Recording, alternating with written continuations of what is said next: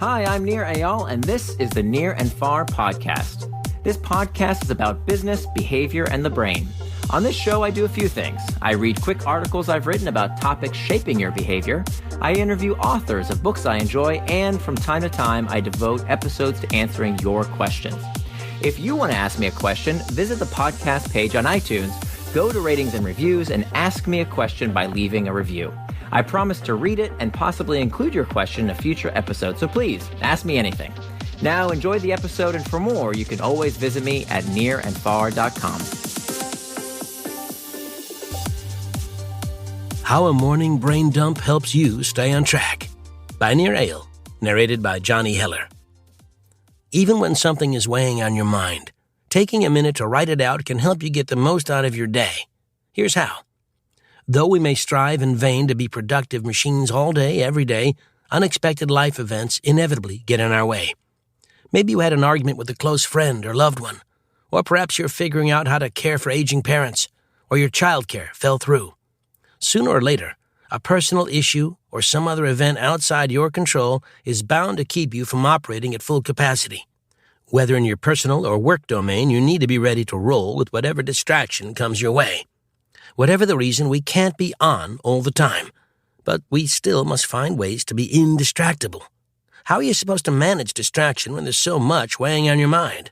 A daily morning brain dump may be just the solution you're looking for.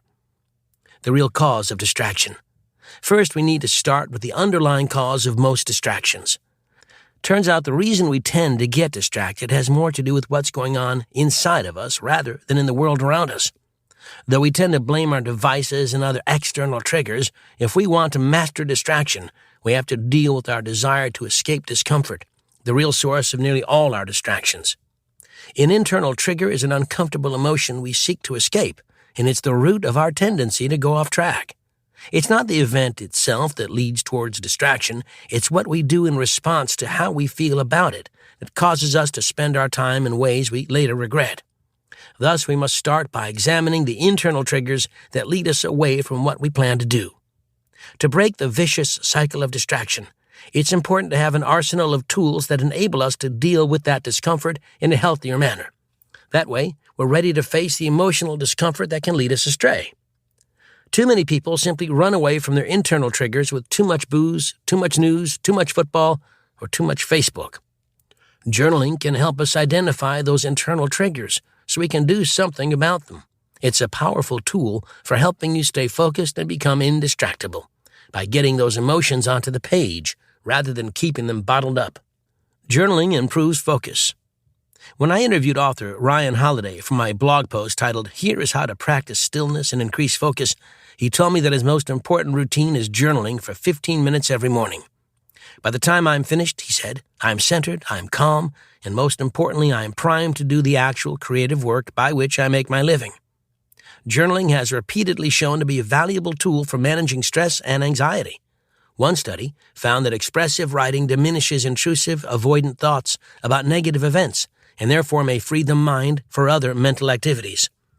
At least for fairly minor life problems, something as simple as writing about the problem for 20 minutes can yield important effects, not only in terms of physical health and mental health, but also in terms of cognitive abilities, says study co-author Adriel Bowles.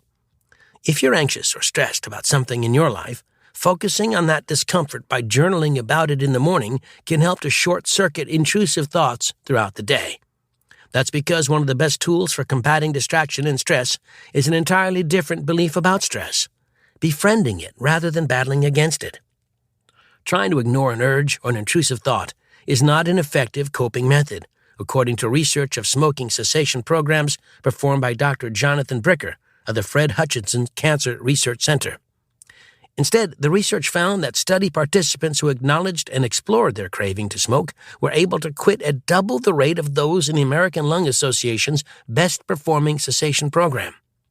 Likewise, journaling is a great method for proactively acknowledging your worries. It also gives you a chance to assess which problems are under your control and gives you time to form an action plan, versus coming to terms with the things you cannot change. Every morning, for a short period, write about your internal triggers and frustration in a journal. Explore those negative feelings with curiosity instead of contempt. Doing so may help to prevent intrusive thoughts from commandeering your attention by giving you peace of mind over what can be done to move your life forward. Tips for starting a journaling routine. It's not easy to build a new routine. To start, you have to incorporate the behavior you want into your day. That necessitates making time for journaling in your time-boxed calendar. Use my free schedule maker to give journaling a time slot in your morning routine. While you are journaling, make sure to curtail any external triggers, the cues in your environment that may lead to distractions, such as social media notifications. That means you should journal before you turn on your phone or computer, or install apps on your devices that block distracting feeds and websites. You might also thwart interruptions from your family or roommates by wearing a concentration crown or making some sort of signal that they should leave you be. Think you might need a little more motivation to start a daily journaling routine? If you like journaling and just need some encouragement, think of journaling as your minimum enjoyable action, aka a simple, small, enjoyable behavior that brings you on a journey you want to take, such as a journey toward feeling more calm and centered every day. Track your MEA, minimum enjoyable action, for both positive reinforcement and to help it evolve into a routine. If you need more of a push toward journaling, try making an accountability pact with a friend. You can't eliminate the stresses in your life, but you do have the power to influence their influence on your own attention. By making time to brain dump the internal triggers in your life, you take an important step towards controlling them, rather than letting them control you.